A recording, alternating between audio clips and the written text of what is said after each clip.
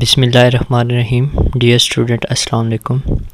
Today we study fourth lecture of second week, which is about atomic structure, and topic included in this lectures are number 1 spectrum, type of spectrum and defects of Bohr atomic model, which are on page 98, which are on page 130, 131, 132, 136 and 137. Let's start the first topic.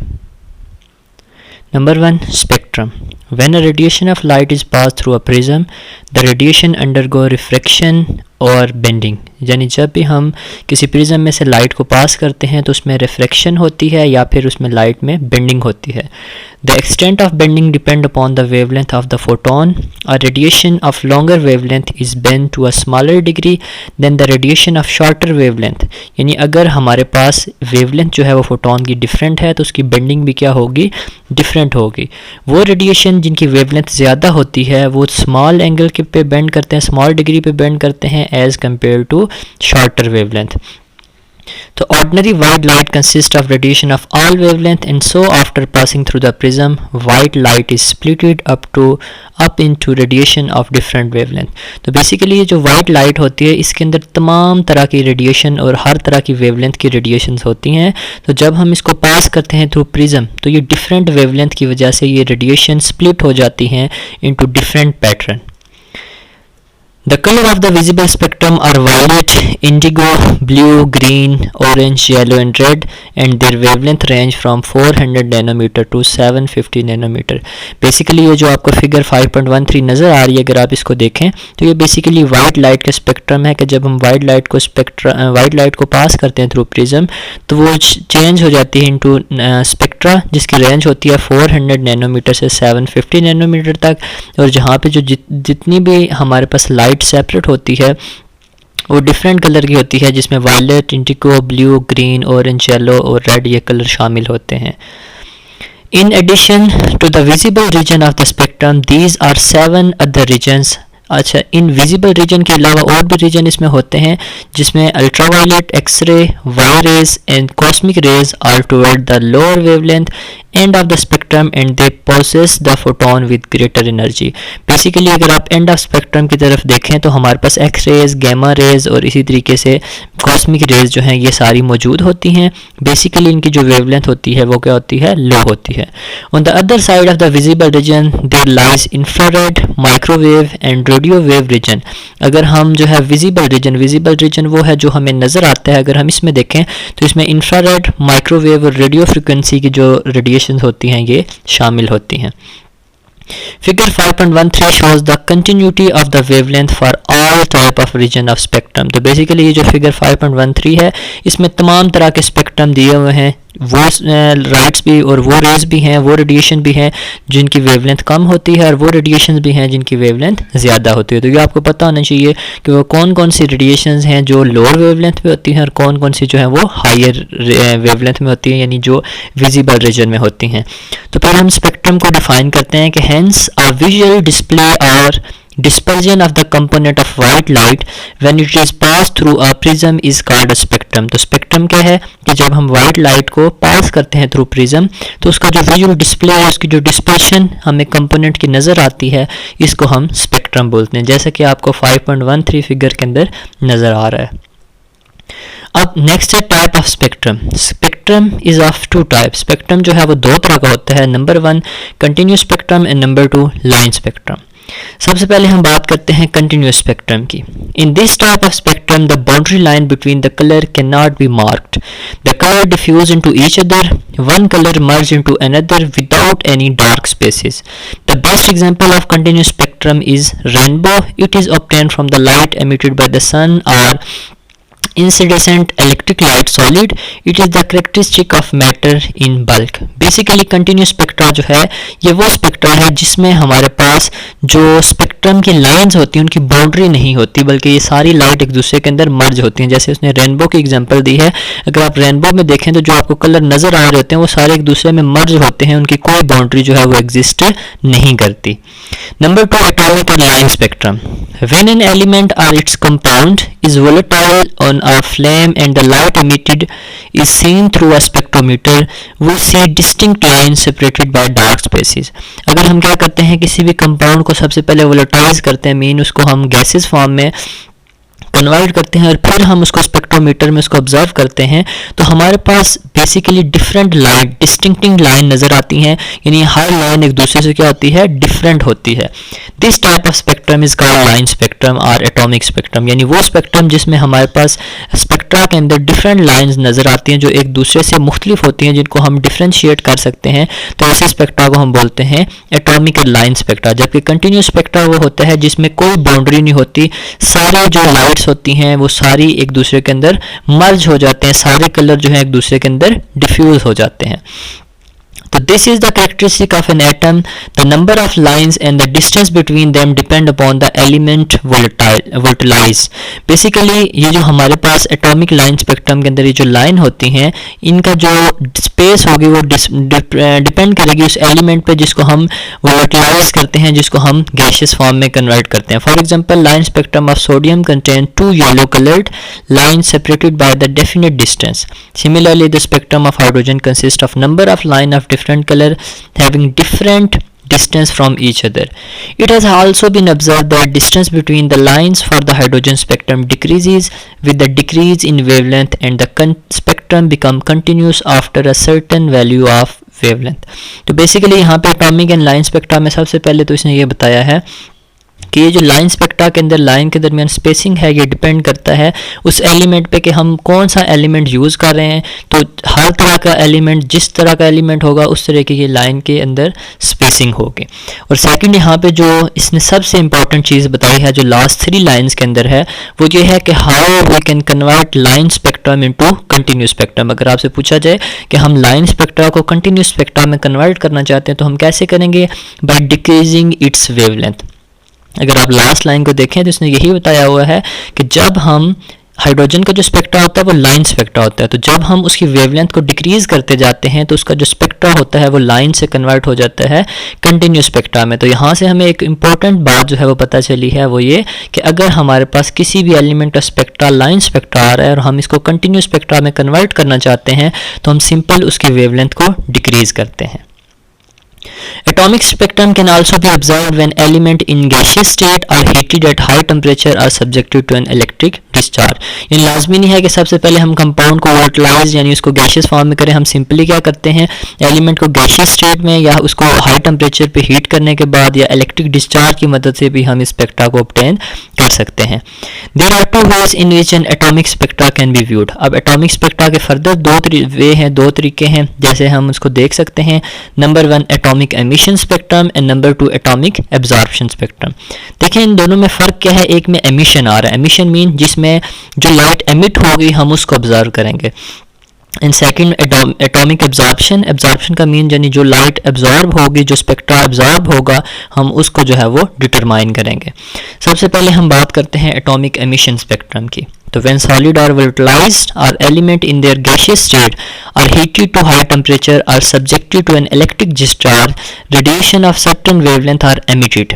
The spectrum of this radiation contain bright lines against a dark background.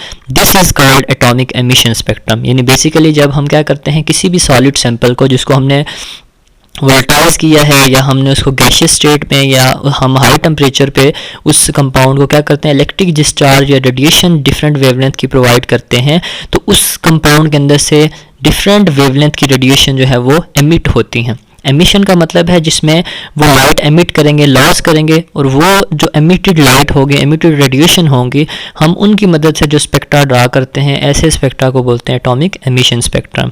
तो इस spectrum के अंदर क्या होगा कि white जो है वो लाइंस होंगी और उनका जो बैकग्राउंड होगा वो डार्क होगा. फॉर एग्जाम्पल ये फिगर 5.15 जो है ये एटॉमिक एमिशन स्पेक्ट्रा को बता रही है. अगर आप इसमें देखें तो ये बेसिकली वाइट लाइंस जो हैं और इसके जो बैकग्राउंड होता है वो बेसिकली डार्क होता है, जिसकी वजह से हमें ये नज़र आती हैं लाइंस. तो हम क्या करते हैं, सिंपल अपने मॉलिक्यूल्स के ऊपर जब हम उसको एनर्जी प्रोवाइड करते हैं और उसके अंदर से जो एनर्जी एमिट होती है हम उसको डिटेक्टर पे मेजर करते हैं और वहाँ से हमारे पास एटॉमिक एमिशन स्पेक्ट्रम जो है वो ऑब्जर्व होता है. Number 2 atomic absorption spectrum. When a beam of white light is passed through a gaseous sample of an element, the element absorbs certain wavelength while the rest of wavelength pass through it. The spectrum of this radiation is called an atomic absorption spectrum. Second ये है कि हम क्या करें कि हम क्या करते हैं, वाइट लाइट जो है प्रोवाइड करते हैं अपने सैंपल को, सैंपल उस वाइट लाइट में से कुछ रेडिएशन को एब्जॉर्ब कर लेगा और बाकी को एमिट कर लेगा। तो हम क्या करते हैं कि जितनी रेडिएशन उसने एब्जॉर्ब की है, जब हम उनसे स्पेक्ट्रम ड्रा करते हैं तो ऐसे स्पेक्ट्रम को हम बोलते हैं atomic absorption spectrum. The wavelength of radiation that have been absorb by an element appear as dark line and the background is bright. इसमें क्या है कि इसमें जो लाइंस बनेंगी वो डार्क होंगी और उनका जो बैकग्राउंड होगा वो वाइट होगा। तो ये अगर आपसे पूछा जाए कि what is difference between atomic emission spectrum and absorption, तो पहला डिफरेंस ये है कि एटॉमिक एमिशन में लाइट जो एमिट होती है, जो रेडिएशन एमिट होती है, हम उनको ऑब्जर्व करके स्पेक्ट्रम ड्रा करते हैं, जबकि एटॉमिक एब्जॉर्प्शन में जो लाइट जो रेडिएशन एब्जॉर्ब होती है हम उनसे स्पेक्ट्रा ड्रा करते हैं। नंबर 2, एटॉमिक एमिशन स्पेक्ट्रम में जो हमारे पास स्पेक्ट्रा आता है उसमें जो लाइन्स होती हैं वो ब्राइट होती हैं और उसका बैकग्राउंड डार्क होता है, जबकि एटॉमिक एब्जॉर्प्शन में क्या होता है कि जो लाइंस अपीयर होती हैं वो डार्क होती हैं और उसका जो बैकग्राउंड होता है वो वाइट होता है या ब्राइट होता है। फॉर एग्जाम्पल फिगर 5.16 अगर आप इसमें देखें तो हम क्या कर रहे हैं, अपने सैंपल को वाइट लाइट प्रोवाइड कर रहे हैं, कुछ रेडिएशन वो एब्जॉर्ब कर रहा है और बाकी एमिट कर रहा है। तो जितनी रेडिएशन ये एब्जॉर्ब कर रहा है यहाँ से हम क्या करते हैं, इसको डिटेक्ट कर लेते हैं और फिर ये हमारे पास स्पेक्ट्रा जो है वो ड्रा हो जाता है। It is interesting to note that the position or the wavelength of line appearing in both emission and absorption spectra are exactly the same. चाहे हम एटॉमिक एमिशन स्पेक्ट्रा की बात करें या एब्जॉर्प्शन की बात करें, एक ही एलिमेंट दोनों तरह के स्पेक्ट्रा के अंदर जो स्पेक्ट्रा उसका बनेगा उनके लाइन के दरमियान जो स्पेसिंग होगी वो सेम होगी। In emission spectrum these line appear bright because of corresponding wavelength are being emitted by the electron, whereas they appear dark in the absorption spectra because wavelength are being absorbed by the element. तो क्यों line हमारे पास dark और bright नज़र आती हैं, क्योंकि वो कह रहा है कि एमिशन के अंदर ब्राइट इस वजह से नज़र आती हैं क्योंकि वो सैंपल क्या कर रहा है कि वो वाली वेवलेंथ जो है वो एमिट कर रहा है, इसलिए वहाँ पे वो लाइन ब्राइट नज़र आती हैं। और जो हमारे पास एब्जॉर्प्शन होता है इसमें हमें वो ब्लैक इस वजह से नज़र आती हैं क्योंकि वो जो बेसिकली लाइन होगी उस वक्त जो उसकी वेवलेंथ होगी वो उसको एब्जॉर्ब करेगा। तो जहाँ पे एमिशन होगी वहाँ पे वो जो लाइन है वो ब्राइट नज़र आएगी और जहाँ पे एब्जॉर्प्शन होगी वहाँ पे वो जो लाइट है वो डार्क नज़र आएगी। नेक्स्ट हमारे पास है defect of Bohr atomic model. जो लास्ट टाइम हमने बोहर एटॉमिक मॉडल पढ़ा था इसके भी कुछ डिफेक्ट्स हैं, तो हम देखते हैं कि क्या है बोहर एटॉमिक मॉडल के defect. Number 1, Bohr atomic theory can successfully explain the origin of spectrum of hydrogen atom and ion like hydrogen +1, helium +1, lithium +2 and barium +3. These are all one electron system, but this theory is not able to explain the origin of spectrum of multi-electron or poly-electron system. सबसे बड़ा जो Bohr atomic model का defect था वो ये था कि Bohr atomic model is only applicable for mono electronic system. अगर किसी भी एलिमेंट के लार्ज सेल में सिर्फ एक इलेक्ट्रॉन है तो हम बोहर मॉडल की मदद से उसको एक्सप्लेन कर सकते हैं, लेकिन जो मल्टी इलेक्ट्रॉनिक सिस्टम होते हैं हम इनको एक्सप्लेन नहीं कर सकते। Number 2, when the spectrum of hydrogen gas is observed by means of high resolving power spectrometer, the individual spectral lines are replaced by several vary lines. Original lines are seen divided into other lines. The hydrogen alpha line is the Balmer series is found to consist of 5 component lines.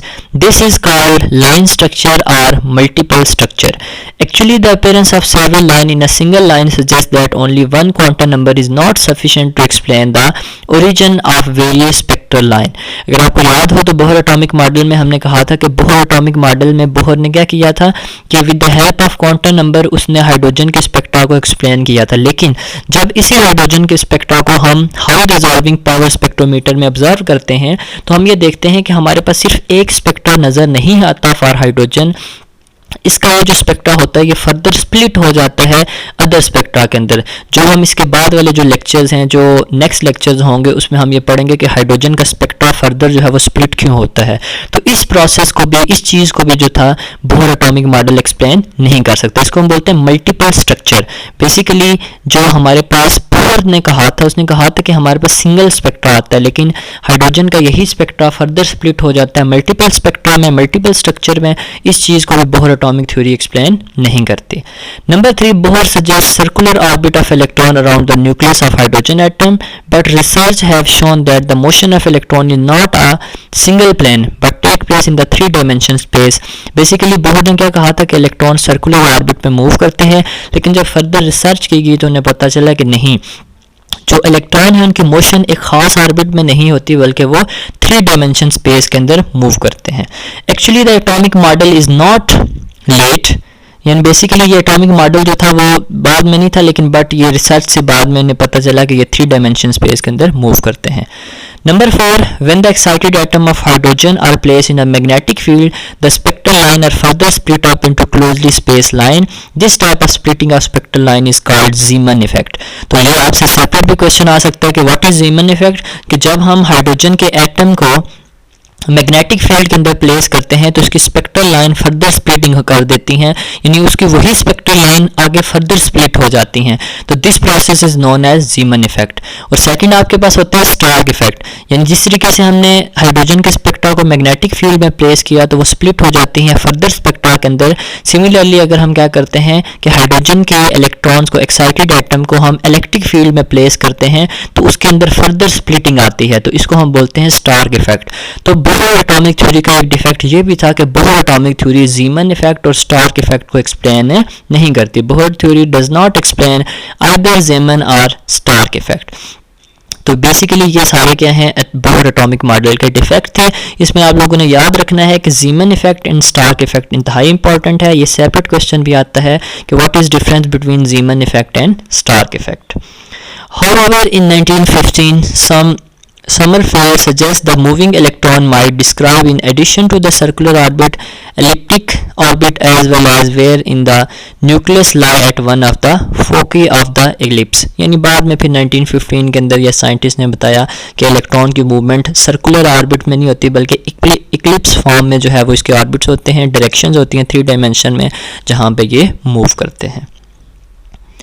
As a homework you have to write the answer of question number 10, और आपने question number 10 के इन तमाम parts को जो है वो solve करना है। क्वेश्चन नंबर 10 क्या है? First part, what is spectrum, differentiate between continuous spectrum and line spectrum. B part, compare line emission and line absorption spectra. C part, what is the origin of the line spectrum. फिर question number 2, write defect of Bohr atomic theory. And question number 3, differentiate between Zeeman effect and Stark effect. Okay class, आपने इन तमाम question का answer जो है वो sheets पे लिखना है और इन तमाम का आंसर इसी लेक्चर के अंदर मौजूद है। अल्लाह हाफिज़।